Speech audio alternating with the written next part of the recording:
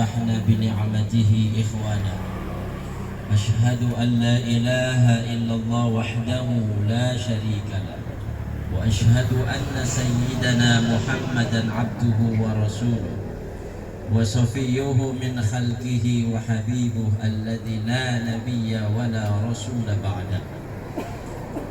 قال تعالى في كتابه الكريم وهو أصدق القائلين يا أيها الذين آمنوا استعينوا بالصبر والصلاة إن الله مع الصابرين. Yang saya hormati saudara saya, walaupun beliau lebih tua dari saya, tapi memang generasinya generasi ponakan karena ibunda beliau adalah sepupu saya, Bapak Haji Yunus Dudi. Yang saya hormat bersama istri ya. Yang saya hormati Ibunda Desa Ilopono bersama suami. Yang saya hormati lembaga-lembaga mitra desa baik LPM maupun BPD. Yang saya hormati tokoh-tokoh agama, tokoh-tokoh masyarakat, para tokoh adat, para pegawai syar'i, tuan-tuan imam. Yang saya hormati, saya muliakan jamaah takziah atas meninggalnya almarhumah yang akrab kita panggil dengan sapaan Ti Yali Somo. Karena saudara beliau ada di Bululi juga. Kebetulan saya sudah lahir di Bululi. Jadi kami ini orang Petanga yang menyebar. Beliau ke sini, saya ke Bululi. Saya kembali lagi ke kota sekarang. Anak-anak dari almarhumah insya Allah di hari yang ke-7 ini masih terus memasang sabar dan jangan lupa berharap pahala di balik musibah yang sedang menimpa. Insya Allah saya doakan semuanya dalam keadaan sehat walafiat jasmani dan rohani. Saya doakan juga yang hadir di majelis takziah ini dimudahkan segala urusannya, dilapangkan rezekinya, yang punya utang dilunasi utang-utang. Masya Allah, hampir sama Pak. Para lu itu ya. Bapak Ibu sekalian yang dimuliakan Allah. Seorang mukmin jika mendapatkan nikmat, kalau tidak sampai pada level syukur, maka minimal dia ucapkan alhamdulillah. Apa arti alhamdulillah? Alhamdulillah adalah segala puji lillahi, hanya bagi Allah Rabbil Alamin, Tuhan semesta alam. Jadi kalau kita mendapatkan nikmat apapun itu, nikmat kan banyak. Ada nikmat harta, ada jabatan, ada nikmat kesehatan. Maka kesehatan ini harus disyukuri. Minimal ucapkan alhamdulillah. Salawat dan salam kita curah limpahkan kepada kekasih Allah, manusia terbaik ciptaannya, Rasulullah Muhammad sallallahu alaihi wasallam. Semoga solawat kita ini akan terbalas dengan syafaat beliau di hari kiamat. Amin ya rabbal alamin. Bapak Ibu sekalian yang dimuliakan Allah, kalau kita diundang di hari ke-7, maka biasanya di Gorontalo acaranya tidak tunggal, tapi ada ceramahnya, ada doa arwahnya, ada sedekah makanannya. Oleh karena itu saya ingin membagi waktu agar Bapak Ibu bisa menikmati hidangan sedekah makanan dari keluarga seluas-luasnya. Maka ceramah saya insya Allah saya batasi sampai jam 5:10. Wali-wali ya? Ya biar pendek yang penting. Ya, biar pendek yang penting padat. Karena sebaik-baik ceramah adalah yang singkat tapi bermakna. Daripada panjang, dan di mana-mana saya ceramah pendek-pendek saja. Yunus Dugilo yang sudah sering sekali dengar ceramah saya. Walaupun jauh di Bolsel sana pernah mau tablik, ada yang bilang ketua panitianya, bisik Ustaz, petai 2 jam. Ustaz bilang mau 2 jam itu. Cuma tetap 1 jam saya ceramah. Lagi makan malam ada salah satu panitia Pak Hussein, dia bilang, Ustaz, orang di sini sudah biasa 2 jam. Masyarakat sudah tahu itu alokasi waktu 2 jam kan habis isya. Nongol Ustaz, mau kulitan bahan ceramah betul Ustaz. Pandang itu mati isu. banyak ceramah saya, banyak materi ceramah saya. Apalagi Bapak Ibu kalau sering nonton TVRI jam 10 sampai jam 11, ya Lentera Hati, saya salah satu narasumber. Cuma prinsip saya, biar cuma sadiki, yang penting ada yang mau masuk. Betul ya? Olu lima prinsip latihan jamaah itu pendek meta gantung, jangan hu'alo. Karena wanu mah hu'alo, mesti mati mio. Besok-besok kalau ada undangan, yang pertama kali orang mau tanya bukan tata ilat, tapi tentang ceramah. Ustaz Rahmat Jafar, di Allah tapona, bantu ami mahiluwo. Nah, Bapak Ibu sekalian, pertama kita diundang di rumah duka ini adalah untuk mengingat mati. Kita sama-sama zikrul maut ini. Yang kedua, memberikan takziah penguatan kepada keluarga. Yang ketiga, menghadiahkan doa terbaik untuk yang meninggal. 3 agenda itu pastikan ada kalau kita datang di takziah. Kadang-kadang orang ini kalau mau melayat cuma kasihan sama orang mati. Hati oloe udah mailah. Hati oloe ilahu wa ta'ala oto. Hati olo begini, hati olo begini. Kita kasihani orang yang sudah selamat, sementara kita lupa mengasihani diri sendiri yang tidak jelas bagaimana model matinya. Kalau orang mati itu Bapak Ibu sekalian, jika dia orang baik, maka sesungguhnya kematiannya adalah sesuatu yang paling membahagiakan. Kan mati itu kan sebenarnya menakutkan, Pak. Tapi bagi orang yang beriman, kematian justru sesuatu yang dirindukan. Qul innal mauta alladzi tafirruna minhu fa innahu mulaqikum. Salah satu sifat mati adalah menakutkan. Lalu orang lari-lari dari mati, menghindari mati. Apa kata Allah? Katakan ya Muhammad kepada mereka yang takut mati, mati itu akan mendatangi mereka. Tapi bagi orang yang beriman, Nabi mengatakan tuhfatul mu'minina al-maut. Hadiah yang paling indah, piala yang paling berharga bagi orang yang beriman adalah mati. Kenapa? Orang itu sesoleh apapun dia, sebaik apapun dia, setinggi apapun keimanannya, kalau belum mati belum bisa masuk surga.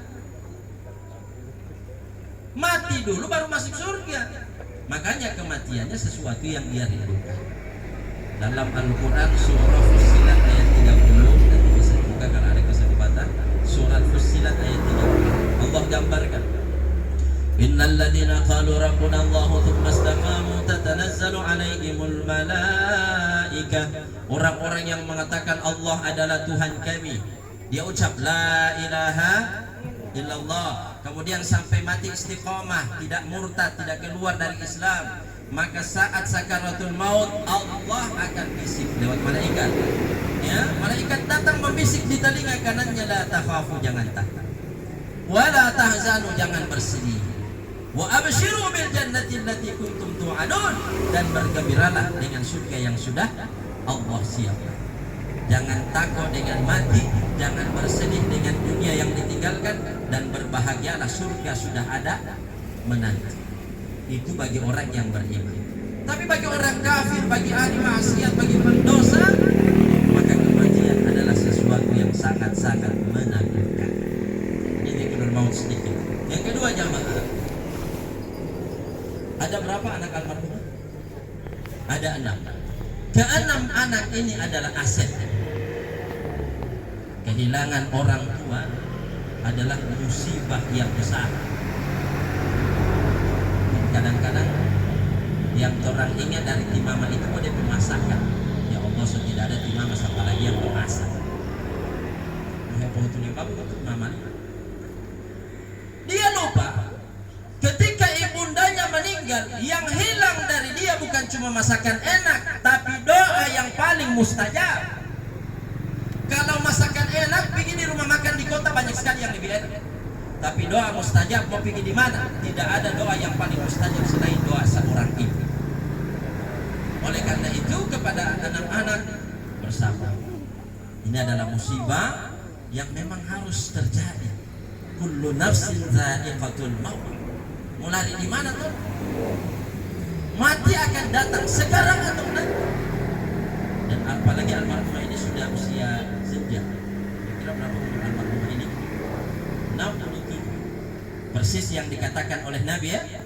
umur umatku rata-rata antara 60 dan 7. Kalau ada orang yang sudah lebih di atas 70, wallahi Allah berikan bonus tambahan, maka syukuri.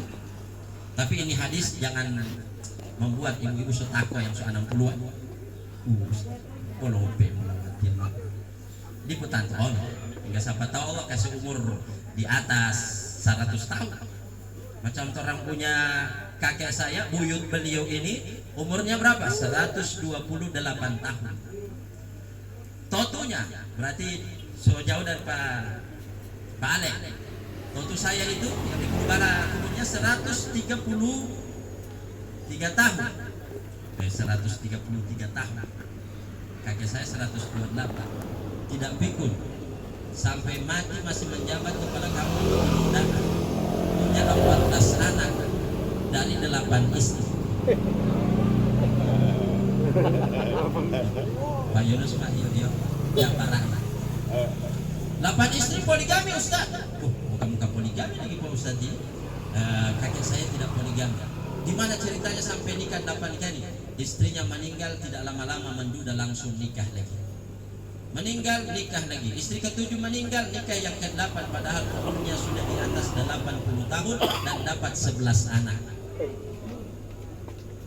Waktu beliau meninggal umur 128 tahun, anaknya yang paling kecil Kipasi Sagapa, beliau tahu umurnya berapa? 1 tahun.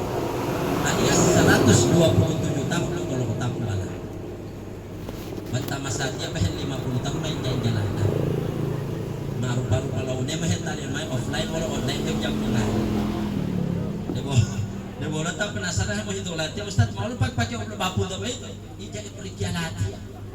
Sedangkan saya pepa waktu dia mati umur 11 tahun kelas 5 SD itu saya pepa. Jadi yang saya pepa banyak dapat di 117 tahun. Artinya ini tidak ada orang sekarang yang 117 itu masih produktif anak.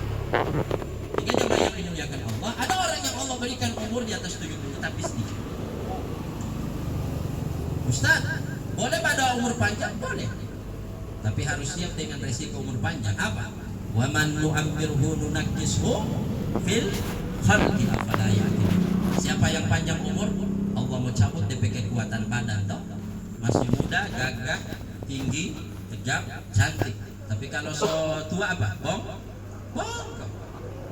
Waktu muda gigi rapi, datang masa tua robek. Waktu muda rambut lurus hitam mengkilat, datang masa tua keriting memutih. Waktu muda kulit licin mulus, datang masa tua berkerip. Sepandai-pandainya ibu pakai make up, tetap ketahuan juga so berkerip. Dari mana taunya Ustaz? Dari kaki dan tangan. Kecuali kaki dan tangan so pakai make up. Kalau muka saja kalau banyak itu bilang. Jamaah yang dimuliakan Allah. Waktu muda pipinya kencang persis piapo. Datang masa tua berkempot. Tahu berkempot bu? Berkendis. Makanya waktu muda tidak ada kendis, tidak usah mangir. Datang masa tua kendis di mana-mana. Banyak DP kendis. Asal bahasa New kendis apa lihat. Artinya hadirin sekalian, berapapun umur yang Allah kasih, mau di atas 60, mau di atas 70, yang penting ada isinya. Ini hidup ini bukan soal angka tapi soal isi. Bukan soal kuantitas tapi kualitas. Ada orang yang Allah berikan umur panjang tapi hina di hadapan Allah. Siapa? Man tawla umruhu wa sa'a amaluhu. Yang panjang umur sedikit amal kebaikan. Umur walau amali jamur daw. Umur liu 80 tahun. Amali liu pada tatum temunan 18 tahun. Nah, ini orang seperti rugi di hadapan Allah Subhanahu. Maka pesan saya bersabar. Ya ayyuhalladzina amanu ista'inu bis-sabri. Wahai orang-orang yang beriman, ini ayat sedang berlaku untuk keenam anaknya. Juga untuk suaminya masih ada ya. Sudah meninggal duluan.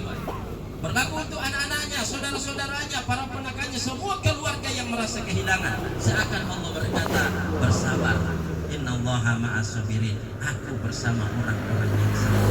Sabar itu apa Ustaz? Sabar itu adalah proses menahan emosi. Ingin sekali teriak, ingin kemudian berkata-kata yang tidak baik, mengundang murka Allah, tapi ditahan. Proses menahan kata-kata itulah yang disebut dengan sabar. Orang Arab bilang as-sabru wal habs.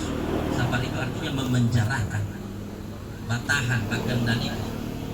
Saya berikan contoh sederhana tentang sabar ini ya supaya paham. Lagi duduk-duduk begini ibu-ibu, ada orang lewat di depan, tidak sengaja dia dapat injak kaki ibu. Tapi dia dapat injak dengan hak tinggi. Mengotot, oh sudah bayang DP sakit. Suka sekali ti ibu peto pak dia, betul-betul. Tapi ti ibu tahan itu kata-kata. Walaupun sakit, ibu tahan. Sakit hati, emosi, ibu tahan. Itulah yang namanya sabar. Orang punya rumah ada teras mangkilat karena terbuat dari tehil. Oh tehil. Mangkilat cuma ini pagar belum tertutup semua. Sementara tetangga bapiara banyak ayam. Oh hampir tiap jam DP ayam ini antar 1-2 titik di atas teras. Baru mobil ke sana polisi ada lagi. Oh suka sekali orang batariakan tetangga itu. Ibu kasih masuk di kandang ibu pe ayam. Giliran DP daging pati ibu DP tai pas ayam. Cuma karena menjaga perasaan tetangga sampai mati orang ada tahan itu sakit hati. Itulah yang namanya Ada yang tanya Ustaz, oh pahala dia itu? Oh 2 DP pahala. Pahala bakasnya bersih tai ayam bukan orang punya. Baru yang kedua pahala batahan emosi sampai mati. Di waktu di Gor sana Pulau Punelo selesai ceramah ada yang habis dia bilang Ustaz gagal Allah materi tentang sabar yang itu yang malu itu malu ulat ya Ustaz jangan malu belum malu ulat ya beti batana pokoknya wanu model di abu atau teras latih itu bata del pahat untuk dia dah namanya malu sekali kita kesabaran alimah. Jadi bila dia latih kalau malu bayar tada ala latihan ben Ustaz saya bilang assalamualaikum Pak Haji. Waalaikumsalam. Bata dia bahan. Apa dia jawab kamar? Bukannya minta maaf, dia bilang kamar. So itu ngana pagarnya nape rumah. Gagas sekali dapat solusi lah. Bukannya minta maaf so kasih masuk kandang, pagarnya nape rumah. Nah kadang-kadang orang ini Allah uji dengan tetangga yang tidak punya perasaan. Nah maka bersama. Itu juga dalam setiap musibah. Siapa orang sabar itu? Allah kasih penjelasan. Alladzina idza asabathum musibatun qalu inna lillahi wa inna ilaihi. Ulang-ulang itu kalimat. Cuma karena di Gorontalo banyak yang memahami inna lillahi itu mau pakai nanti ada orang mati. Padahal Allah turunkan inna lillahi dalam konteks musibah, bukan kematian. Dan salah satu dari musibah itu adalah Jadi musibah banyak, orang yang kebakaran rumah, orang yang kena banjir, orang yang kehilangan barang, itu semuanya musibah. Walhasil karena dia memahami innalillah hanya khusus kematian, kalau ada musibah lain tidak ada innalillah. Padahal kalau orang yang kehilangan cincin itu musibah, harusnya apa? Inna, supaya tidak stres. Ini cincin milik Allah, kembali kepada Allah. Kehilangan sapi, kehilangan motor, inna. Kehilangan suami karena diambil orang, innalillah sekali. Motor hilang banyak dealer motor, suami hilang tidak ada dealer suami. Jangan bilang ada suami tetangga, jangan, bahaya. Ada orang Ustaz sakit itu musibah, berarti boleh bilang innalillah? Ya sebenarnya sih boleh, tapi di Gorontalo siapa yang berani? Mau taputa apa? Bomong motor dia dipuilah. Oh jangan, kalau mau dapat dengan orang sakit innalillah. Mau ngotot di Makuni innalillah. Long boleh mau mailat alhamdulillah. Bukan hal tahu itu. Oh ibu yang dimuliakan Allah Subhanahu wa taala. Kemudian yang kedua, setelah innalillah melalui hadis Nabi Allah berikan kita kalimat yang hebat. Apa itu? Agak jarang yang menyampaikan ini. Makanya tidak semua hafal. Kalimat qadarullahi wa ma syaa fa'al. Ini sudah pernah dengar ya? Atau di tulisan WhatsApp. Qadarullahi wa ma syaa fa'al. Artinya apa Ustaz? Ini adalah takdir Allah dan takdir itu sudah terjadi dan itulah yang paling baik untuk saya. Ini sebenarnya alternatif daripada larangan seseorang yang tertimpa musibah mengucapkan kata seandainya. Jadi ibu nunggal musibah jamu wali betong bilu seandainya ngana ini badengar pati mama misalnya gini Saya punya teman dosen di UNG, meninggal mungkin sudah setahun yang lalu. Dia hamil besar, masuk ruangan operasi, keluar kamar tinggal jasad. Kenapa? Setelah operasi pendarahan, uniknya langsung cuci darah, mati di hari itu juga. Kan jarang-jarang orang operasi melahirkan cuci darah toh. Sehat-sehat, tidak ada gula, tidak ada ginjal, tiba-tiba sudah cuci darah. Di hari duka saya datang, ada bisik-bisik tetangga, tapi bukan lagu dangdut, bukan. Orang bilang apa? Jangan dumuhin. Seandainya dia mendengar pada DP Mama bilang normal, no, ini papi operasi, bukan mati. Di hari ketiga saya diundang oleh Fakultas PIPA untuk memberikan takziah. Saya sampaikan hadis ini. Wa in asobaka syai'un fala taqul law anni fa'altu kada wa kada lakana kada wa kada. Kalau kamu tertimpa musibah, jangan pernah mengatakan seandainya aku begini pasti hasilnya begitu. Karena kata seandainya itu membuat sakit hati. Musibah sudah terjadi dan tidak akan mengembalikan keadaan. Apakah dengan seandainya mendengar pati mama dia mau hidup ulang? Tidak. Apalagi di Gorontalo kan kata seandainya, kalau bahasa Gorontalonya humaya atau wanu misalnya, wanu kalau lu ngehento toa jailoh buat talo bentor aja. Ini Gorontalo kan lebih dari itu Pak, bukan cuma kata seandainya, tapi suara cicak dijadikan sebagai isyarat. Kalau saya tidak tahu di sini ada yang percaya cicak atau tidak. Kalau ada ya, jadikan isyarat. Kenapa Ustaz bilang isyarat? Coba lihat, kalau suara cicak ini bunyi di depan, apa perintahnya? Kalau opong pen boleh 5 menit di popona di longola mamali, pokoknya badengarnya sebagini tidak bilang kabur. Tapi kalau suara cicak bunyi di belakang, perintahnya apa? Untuk lo alema la topona rezeki men gagal. Berarti isyarat. Padahal orang tidak tahu ini cicak yang suaranya kita jadikan isyarat disebut oleh Nabi sebagai hewan fasik. Tahu hewan fasik? Arti hewan fasik itu hewan yang kurang ajar. Kenapa dia disebut oleh Nabi hewan kurang ajar?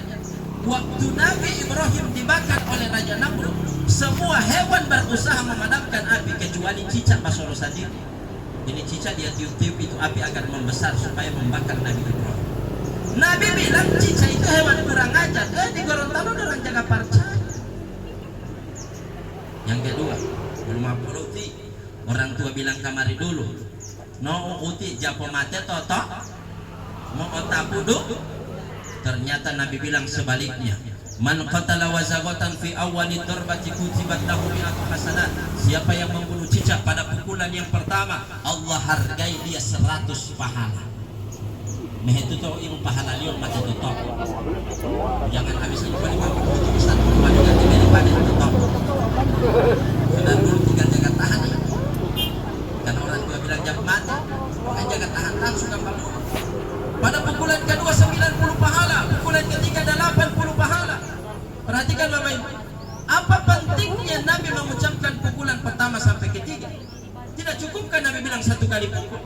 Ternyata secara ilmiah, hewan cicak itu walaupun dia kecil dan lunak, tidak cukup 1 kali pukul langsung mati, berkali-kali pukul baru mati kan? Ternyata setiap kali pukulan berpahala. Lalu apa hubungannya dengan musibah? Perhatikan, ini yang paling penting. Stressing pointnya sih. Yang paling penting adalah secara logika tidak mungkin hewan yang disuruh bunuh oleh Nabi suaranya bisa dijadikan sebagai isyarat. Oh, so gara-gara percaya suara cicak ini banyak sekali orang punya pekerjaan tunda-tunda. Yang mata menarik ilek, yang mata menarik batan. Kalaupun terpaksa buru-buru, mari kiri walima, balas ke sana, toki pintu 3 kali, tok. Oh, cicak jaga kasih bodoh orang ini. Bapak sekalian, teman saya dosen juga di UNG. Pak cerita, dia bilang, Ustaz, malam-malam saya pernah di WhatsApp sama mahasiswa. Dia bilang, Pak dosen, saya minta waktu pembimbingan skripsi. Dia bilang, oke, besok saya di kampus jam 9 sampai jam 10. Jangan terlambat, jam 10 saya ada agenda. Beheli 8:30 watia dari Limboto A5 mas standby to kampus UNG. Nah, may buti mahasiswa ini mas 9:30 lewat. May koko-koko pintu tok. Assalamualaikum Pak Dos. Waalaikumsalam. Buti lewat terlambat. Mas sebenarnya saya ini tidak terlambat Pak Dos. Ini buktinya kan sudah terlambat. Begini ceritanya, sebelum jam 9 saya itu sebenarnya sosial. Kalau mau pikir, kata kalau oleh A5 pas tadi muka lo pintu watia tidur pintu tok. Iwali Pak dosen maaf tiba mampir manggam toto wow. Kumaha pilo manggap totoo. Mapala to nya alihatin lali karena jam 10 ada agenda ila pita olah hati alima pak dosen bolong maaf kalau boleh bikin janji baru. Pak dosen gampang kan bikin janji baru 1 jam lebih kan hukum di sini kita. Baru tidak boleh Pak, boleh tapi ada DP syarat. Apa DP syarat? Sebelum baku janji dengan saya anak di baku janji dulu kan ada yang cicak. Jangan sampai dengan saya oke dengan cicak pun tidak oke. Mamal korban lo tuh boleh Pak. Jadi Bapak Ibu sekalian, kadang-kadang di Gorontalo ini mestinya tinggi, jadi menghubungkan satu musibah dengan suara-suara tertentu. Ini dalam agama disebut dengan babu tatoyur. Kebetulan saya ini belajar agama itu sejak SD. Jadi lulus SD saya pesantren 6 tahun, kemudian S1-nya 4 tahun, S2-nya 2 tahun. Walaupun tesisnya tersidang 3 tahun lebih. Semuanya itu hukum Islam, agama. Nah ini dalam agama disebut dengan tatoyur, percaya suara burung. Nah, di Gorontalo juga ada percaya suara burung, namanya burung watawatanga. Betul ya? Wano mamay bakbakuk mo ti watawatanga to ti lobele, nomalo iya kolti nene alima sudah malu tapu punong betul kami. Padahal di kota tidak selamanya ada watawatanga, kan ada orang mati. Tidak selamanya ada orang mati, ada watawatanga. Jadi itu hanya kebetulan saja, jadi tidak ada hukum. Makanya setelah innalillah pesan saya kepada anak-anak kasih banyak qadarullahi wa masya'a fa'al. Kalau tidak bisa hafal sekarang buka di internet, banyak di internet. Pesan terakhir saya jangan lupa berdoa. Nabi SAW mengatakan kalau seseorang sudah meninggal semua amalnya terputus kecuali 3. Apa yang tidak terputus Bu? 1 sedekah jariyah. Sedekah jariyah. Almarhumah ini saya tidak yakin tidak pernah membantu sana masjid yang Sopegang. Saya tidak yakin beliau tidak pernah membantu. Pasti pernah membantu. Makanya ibu-ibu bapak-bapak yang Allah kasih kemarin kelebihan rezeki, baik sebagai pegawai atau petani atau pedagang, maka sisihkan sebagian harta untuk pembangunan masjid. Berlomba-lomba bangun masjid, karena masjid ini investasi terbaik. Selama ada orang sholat, selama itu mengalir pahala walaupun orang sholat tidak hidup. Gagas sekali. Dalam bahasa bisnis itu passive income. Mani dohe mengkaranya kalau ini. Begitu tidak beramal tapi masih ada DP pahala. Berapa dia pembangunan masjid datang ke sana, Pak, ton pakai tua panitia pembangunan. Kenapa? Apa yang kurang? Besi. Apa lagi? Batu. Apa lagi? Semen. Apa lagi? Kenapa yang jabatannya ini membantu? Cukup kita tuh hidup membantu ke sana supaya kalau orang mati ada sudah mati. Yang kedua ilmu yang tafawubi. Bukan cuma guru yang mendapat ilmu yang tafawubi, tapi orang tua. Maka saya ajar kamari anak-anak bagaimana cara berwudu, bagaimana cara sholat, bagaimana saling sama orang lebih tua. Itu adalah ilmu yang bermanfaat. Seorang anak perempuan diajarkan oleh seorang ibu bagaimana memasak melayani suami, itu ilmu yang bermanfaat. Jadi selama ibu melayani suami memasak DP kesukaan, selama itu pula mengalir kebaikan kepada sang ibunda yang mengajarkan. Makanya ibu-ibu yang punya anak perempuan jangan kasih biar orang main game terus. Jangan cuma di handphone terus, ajak dorang di dapur. Biar tidak baku bantu balia dia kamarti mama pemasak. Cuma balia dia itu nanti dorang mau dapat ingat cara memasak ini bagaimana, cara memasak ini bagaimana. Apalagi kalau diajarkan. Dan yang paling terakhir yang paling inti adalah waladin sholihin yad'ulah. Anak soleh mendoakan orang tua. Kenapa Nabi bilang anak soleh mendoakan orang tua? Tidak cukup dengan anak soleh saja. Karena ada anak soleh tapi tidak mendoakan orang. Dia bilang Ustadz sebenarnya saya punya anak ini bias sekali, soleh sekali tapi cuma pada istri, pada orang tua. Bila nunggu itu mula miatnya mahil patali. Itu enak oli. So tidak pernah bertanya kabar kurang apa. Padahal jadi sarjana magister gara-gara orang tua. Orang tua tidak menuntut apa. Anda sukses sudah bahagia. Tapi kita sebagai anak yang harus tahu diri. Orang tua di masa tua itu tidak bisa bekerja, tanya ke sana mama kurang apa. Biar kau kasih ke sana 500 1 juta per bulan jangan sekalian. Apalagi seorang suami tidak akan putus baktinya kepada orang tua setelah menikah. Kalau istri memang harus diprioritaskan suami, bukan berarti kemudian tidak berbakti lagi sama suami, sama orang tua. Dan suami yang baik memang tidak mengajarkan ini. Suami yang baik adalah suami yang selalu memberikan ruang kepada istri untuk berbakti kepada orang tua. Kalau boleh marah kesan, so datang pati mama bulan ini belum? Belum 2 bulan. Pergi sama orang tua. Kenapa bawa ke sana DP doi, bawa ke sana sembako? Itu suami yang hebat. Nah, kira-kira itu saja yang bisa saya sampaikan. Mudah-mudahan bermanfaat. Mari kita akhiri dengan doa. Almarhumah adalah orang baik. Insya Allah segala